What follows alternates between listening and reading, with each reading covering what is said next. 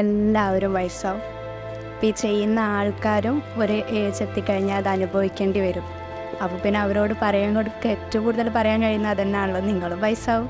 അപ്പോൾ പിന്നെ ഫേസ് ചെയ്യേണ്ടി വരും ആരായാലും.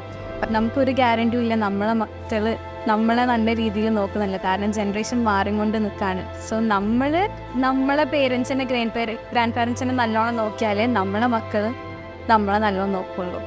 അപ്പോൾ കാരണം ഈ ഒരു കാലത്ത് ഒരുപാട് പേര് ഒറ്റപ്പെട്ട് പോകുന്നുണ്ട്. ഇപ്പം മക്കളാണെങ്കിൽ അവർ ഒറ്റക്കാക്കി എബ്രോഡ് പോവുക. അപ്പോൾ അവരെ നമ്മൾ എൻ്റർടൈൻ ചെയ്യിക്കുക, അവർ ഒറ്റക്കാണെന്ന് നമ്മൾ കണ്ടുപിടിച്ച് കൊണ്ടുവരാം. അതുകൊണ്ടാണ് സാറ് പറയുന്നത് നിങ്ങൾ ഓരോ ഭാഗത്തുള്ള വോളണ്ടിയേഴ്സ് നമുക്ക് വേണം.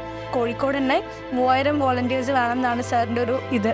അങ്ങനെ ആകുമ്പോൾ അവർ മുന്നോട്ടേക്ക് കൊണ്ടുവന്നു കഴിഞ്ഞാൽ അവരൊരിക്കലും ഒറ്റപ്പെട്ടെന്ന് അവർക്ക് തോന്നരുത്.